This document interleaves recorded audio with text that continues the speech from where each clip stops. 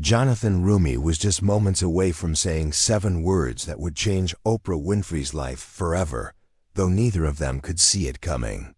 She had just asked a question she believed would completely shut down the man known for playing Jesus on TV. Cameras were rolling, 12 million people were watching, and Oprah was sure she had him pinned with the most calculated question she could ask. But Jonathan's answer would leave everyone in the studio stunned. What were those 7 words that stopped Oprah in her tracks? What could a man who portrayed Christ possibly say that would make 3 major networks try to bury the footage? This is the story of one of the most unforgettable interviews in television history, when a quiet, grounded faith stood against a billion-dollar media empire. And it all started when Oprah challenged the wrong man on the wrong day. 3 weeks earlier, Jonathan was in his small Chicago apartment, quietly reading his morning prayers. That's when his phone rang. On the other end was a voice inviting him to a show that would test everything he believed. The caller was Oprah's lead producer, offering him a spot on a special episode about spiritual growth, featuring well-known faith leaders and spiritual influencers. Jonathan had heard about Oprah's growing spiritual brand, expensive courses, ancient ideas sold as new wisdom, and sacred traditions turned into profitable content. He nearly declined the invitation. But deep down, something told him he was meant to go. His surroundings spoke volumes about his life. A bare apartment with a wooden crucifix carved by his Lebanese grandmother, a faded picture of his father, who had passed away thinking Jonathan would never achieve anything, and piles of worn theology books from years of study. His kitchen table was filled with letters from fans of the Chosen, people thanking him for helping them reconnect with real faith in a world full of spiritual imitations. Jonathan had never chased fame. He had turned down many chances to profit from his role as Jesus, but this invite felt different, like a call he could not ignore. In preparing for the show, Jonathan looked into Oprah's spiritual business and felt deeply concerned. Millions were being sold expensive promises wrapped in pretty language. Her Miracle Mindset Masterclass charged $2,000 per person, claiming to unlock divine blessings through visualization and positive thinking.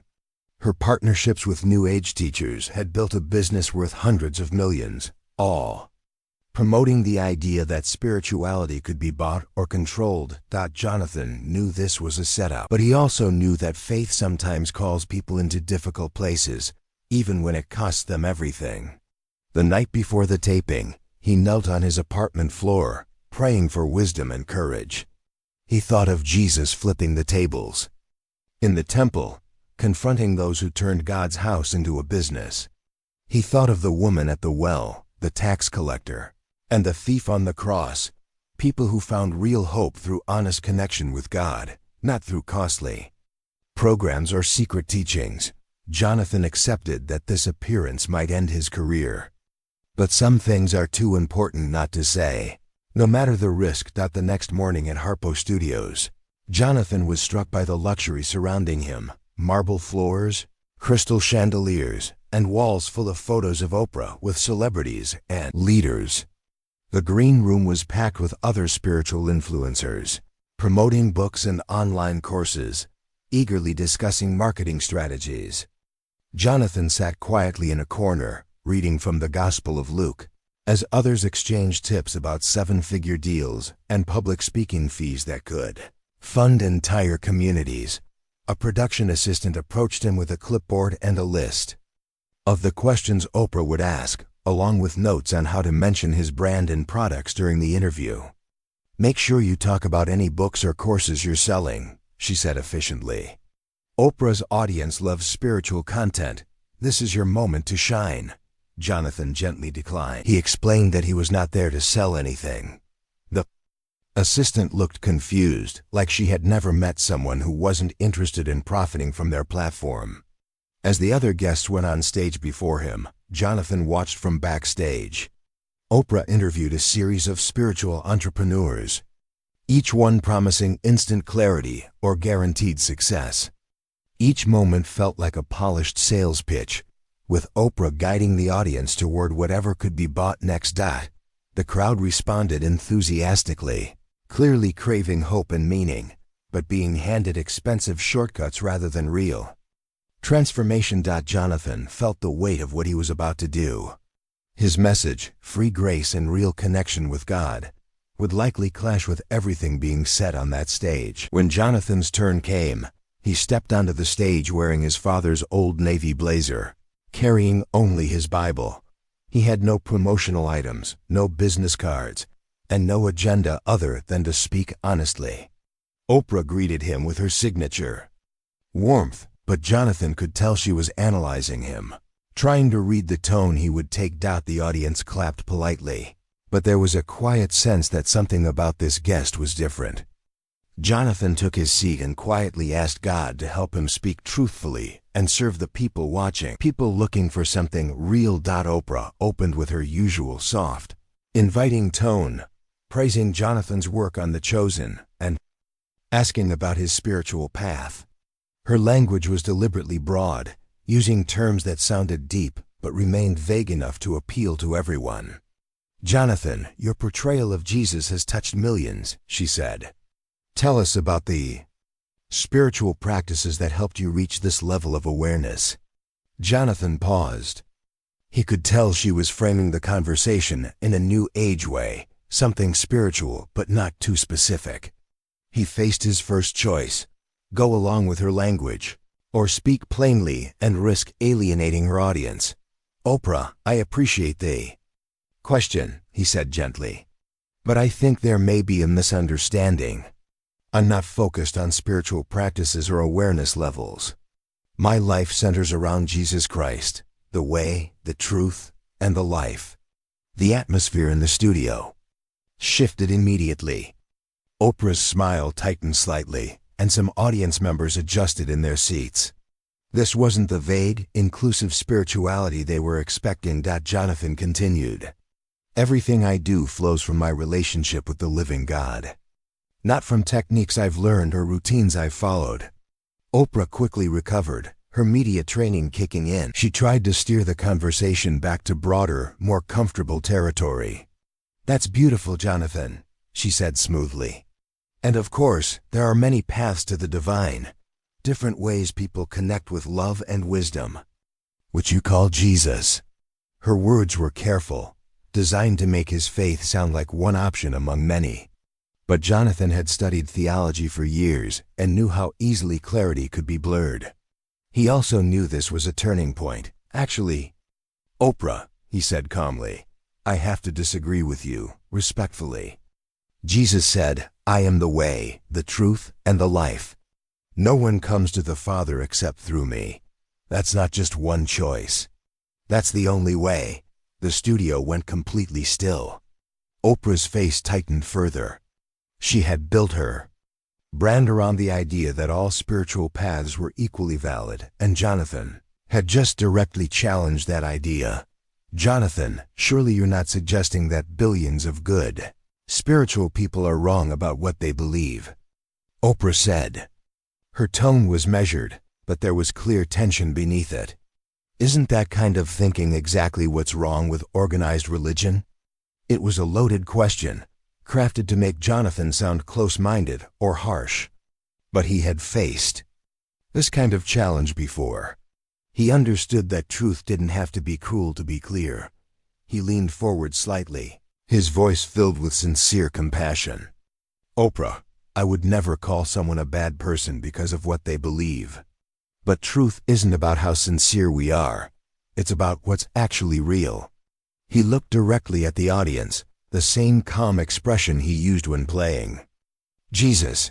"If my house is on fire and someone truly believes water won't put it out, their sincerity doesn't change the fact that I still need water to save my home." It was a simple analogy, but it struck a chord. Jonathan noticed some audience members nodding quietly. Even though the air in the room was tense, Oprah's polished exterior began to slip. She grew more frustrated with Jonathan's unwillingness to shift his views into her spiritual framework. "But, Jonathan, isn't it arrogant to think that your religion is the only true one?" she pressed. What about the wisdom and traditions that have helped people for thousands of years? Her tone became more patronizing, like someone gently correcting a child who didn't understand the bigger picture. A few people in the audience murmured in agreement, visibly uncomfortable with the exclusive nature of Jonathan's claims. But Jonathan was ready. He had spent years preparing for conversations like this, even if he hadn't known when they would come. "Oprah, I'm not saying my religion is true," he said clearly. "I'm saying Jesus is true. There's a difference. Religion," Jonathan said, "can easily turn into a product, something people sell to feel good about themselves without real change." His voice stayed even, but his words carried weight. Oprah's eyes narrowed slightly. She understood. He was speaking directly about her brand. The audience stayed silent, fully absorbed in what was turning into a serious exchange about faith and truth. Jonathan took a breath. He knew he was close to crossing a line that could change everything. "The Jesus I follow didn't come to start a religion or build an empire," Jonathan said with quiet intensity. "He came to reach people who were lost, to forgive sins, to offer hope, and he did it freely. No programs, no secret knowledge, no paid access." The words cut deep. Oprah sat stiffly, her expression tight. The interview had taken a turn she had not prepared for. Every subtle shift in her face was caught by the cameras, her control slipping moment by moment. Then Oprah moved to regain control. She leaned forward, the same instinct that had made her a dominant force in media for decades kicking in. "Jonathan, let's be honest," she said, her tone sharp. "You've made millions playing Jesus on TV. Isn't it a little hypocritical to criticize others for making money off spirituality when your own career is based on it?" The jab was clear and meant to discredit him, to show that he, too, had something to gain. The audience perked up, sensing confrontation. But Oprah had made a critical mistake. She had questioned Jonathan's character without knowing the facts. Jonathan calmly reached into his jacket and pulled out a worn piece of paper. "Oprah," he said, "you are absolutely right to ask that." He held the paper up for the camera to see. "This is my bank statement from last month. My balance is $1,847. Gasps echoed through the studio. Oprah's expression changed, a flicker of shock on her face. This wasn't in the prep notes. It didn't fit the narrative she was ready to use against him. Jonathan continued, his voice steady. "I give away everything except what I need to live. I've had the same apartment for 8 years. I drive a 15-year-old Honda. I eat at home because that's what I can afford." The audience was visibly stunned. And Jonathan wasn't finished. When Jesus sent out his followers, he told them to take nothing with them. No money, number, extra clothes, no backup plan. He said if anyone wants to follow him, they must deny themselves and carry their cross. His voice became firmer, more focused. "That doesn't mean we all have to be poor. But it does mean our treasure should be in heaven, not in building our own success stories." Each word landed heavily. Oprah sat frozen.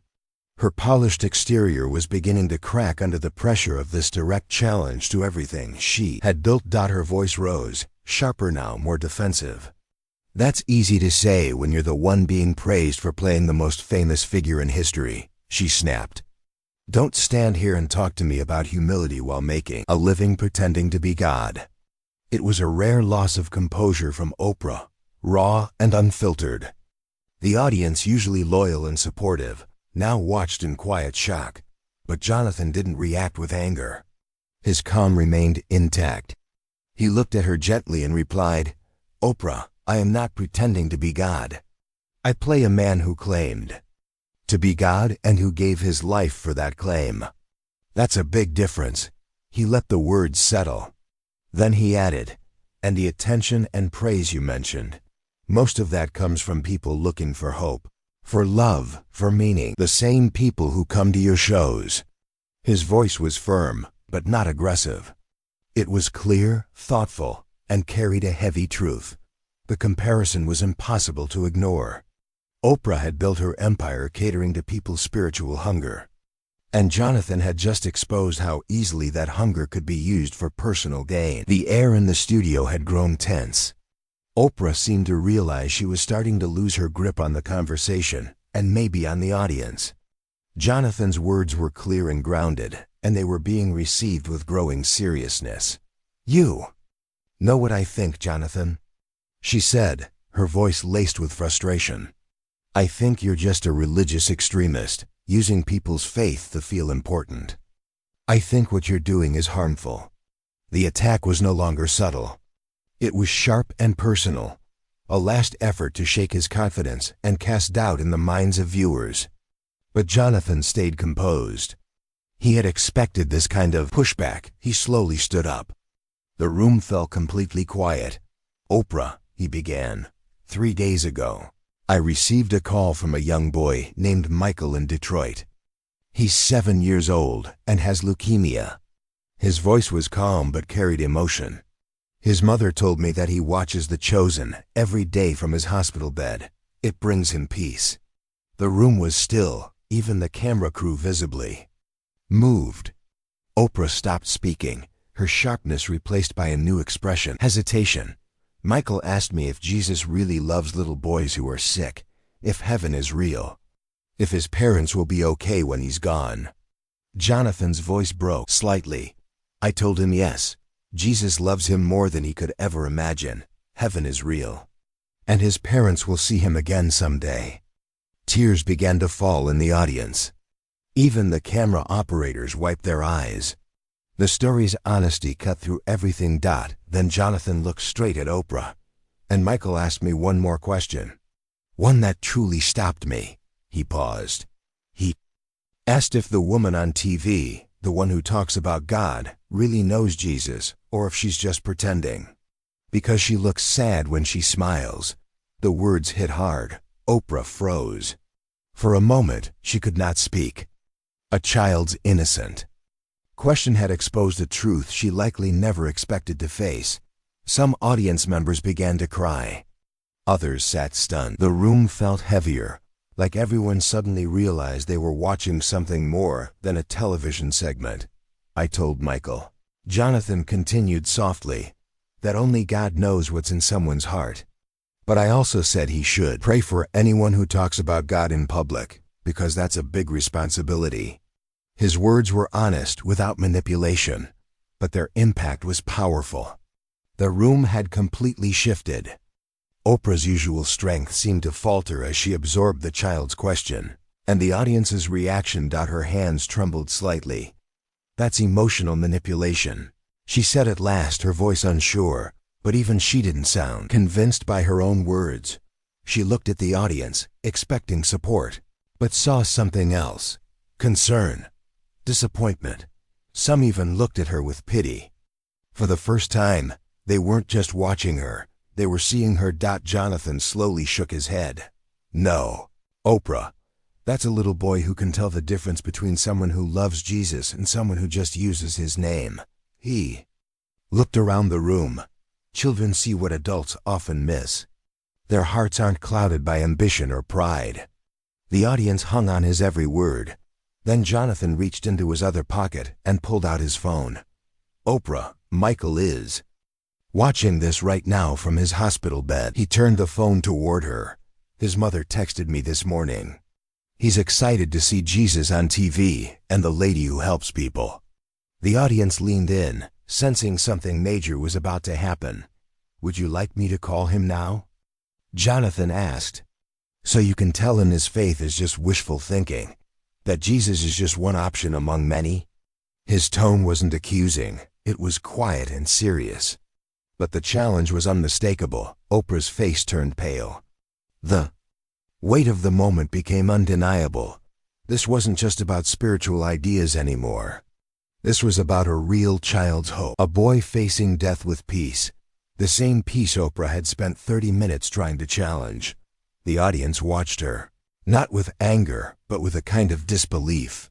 The question now wasn't whether Jonathan had a point, it was whether Oprah could answer without destroying what little credibility remained. I can't," she whispered, Her voice was so low it was barely audible. The words, "I can't," hung in the air like a confession.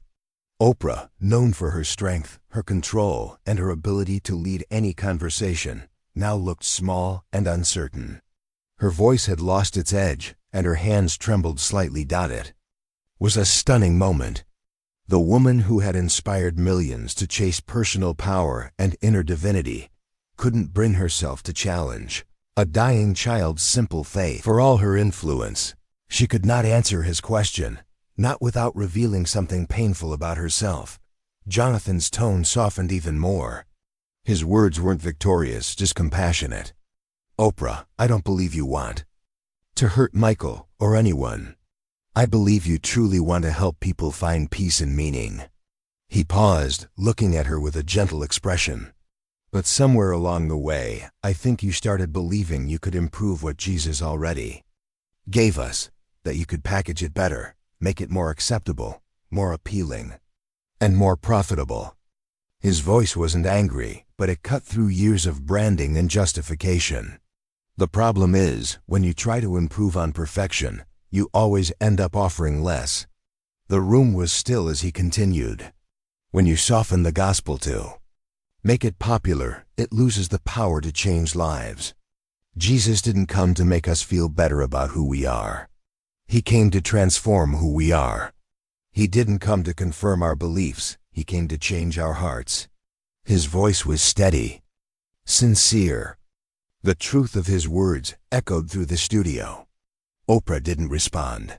Her face was pale, her expression unreadable. Jonathan kept going, his words clear and weighty.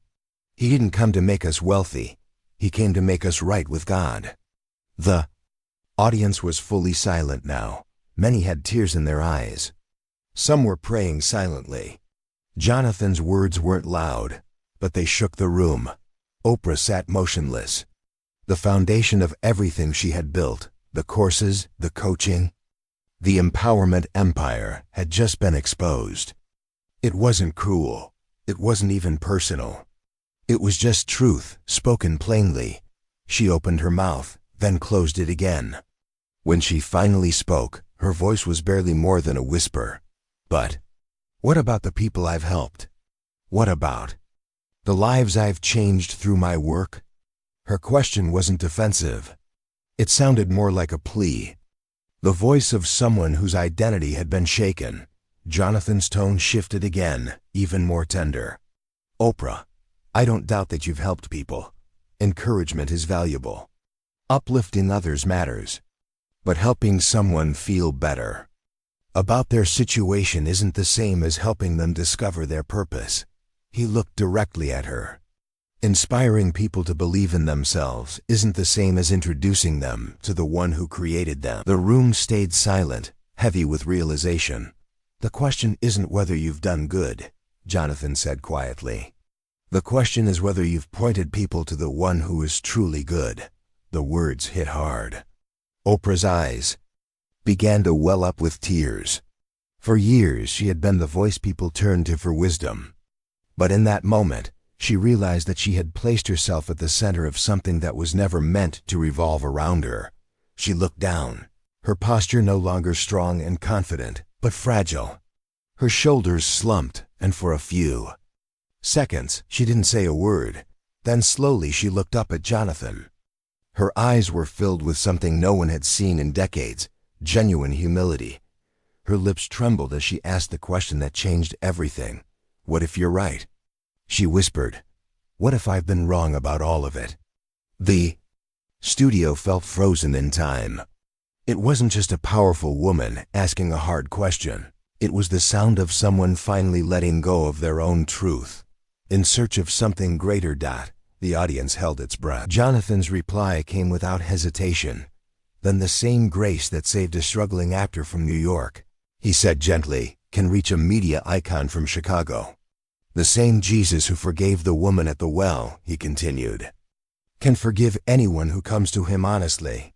He took a step closer to her chair.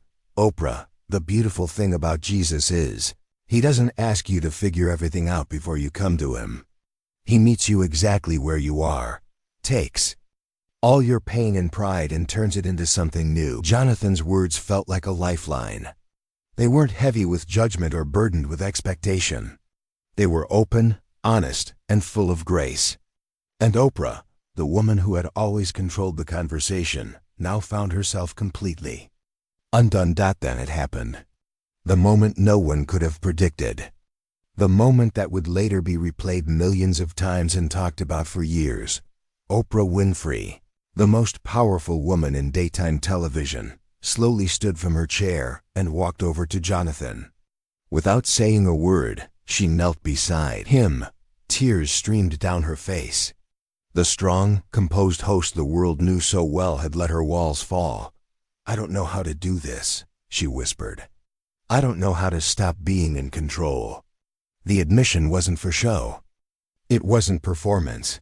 It was raw and real. The voice of someone finally tired of carrying the weight alone.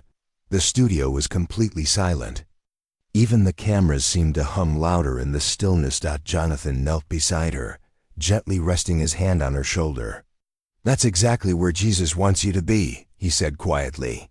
"At the end of yourself, with nothing left to hold on to. That's where we all begin." He looked out at the audience, many of whom were crying now. Some had their heads bowed. Others simply watched, stunned.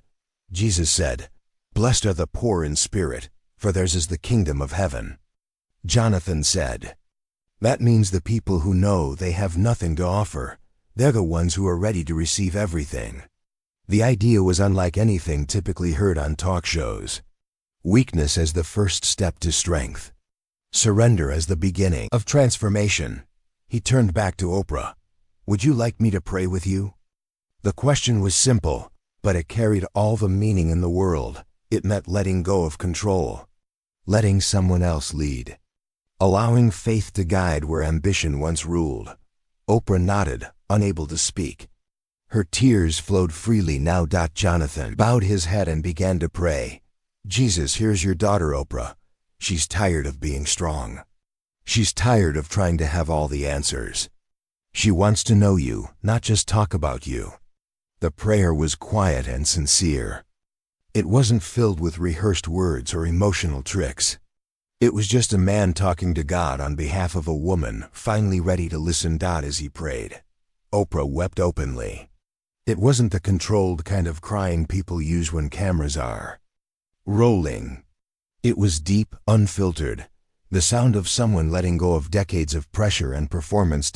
She mourned the years she had spent building a brand instead of a relationship with the one she claimed to know.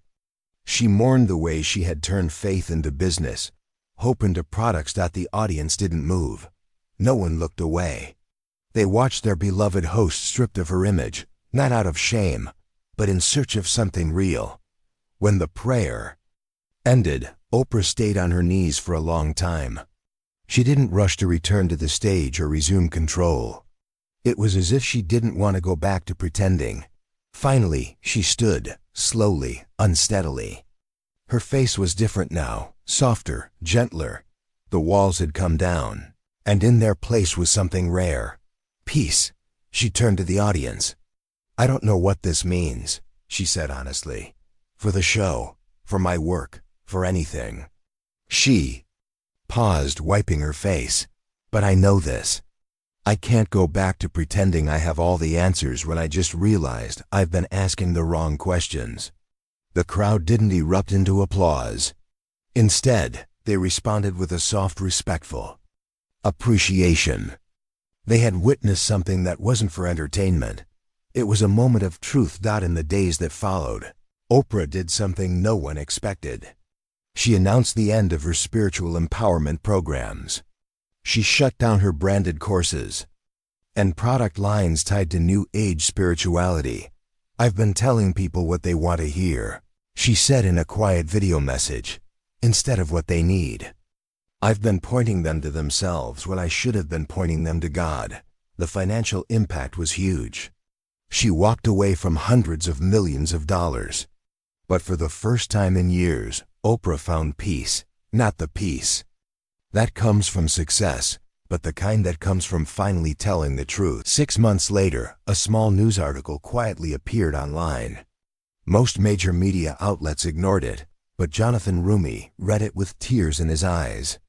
Oprah had started visiting children's hospitals, not with cameras or media coverage, but quietly, and often without even telling the staff ahead of time. She came without an entourage, just herself. She read books to sick children, prayed with families, and shared the new faith she had found. One of the children she visited was Michael from Detroit, the little boy who had asked that piercing question months earlier. He had lived far longer than doctors expected. And now he told everyone, "Miss Oprah found Jesus too, just like me." The impact of that one interview kept spreading. It reached people who had never watched The Chosen, who had never paid attention to religious conversations, but who were moved by the authenticity they had seen that day. It wasn't flashy, it wasn't dramatic, but it was real, and in a world full of spiritual noise, people recognized real when they saw it. Oprah's transformation was not without consequences. She lost endorsements, partnerships, and the admiration of people who preferred the version of her that promised power without cost. Some of her closest business allies distanced themselves. But what she gained couldn't be bought. She had found a relationship with the God she had once tried to rebrand. In one of her rare interviews following the change, Oprah was asked what led to such a dramatic shift in her life.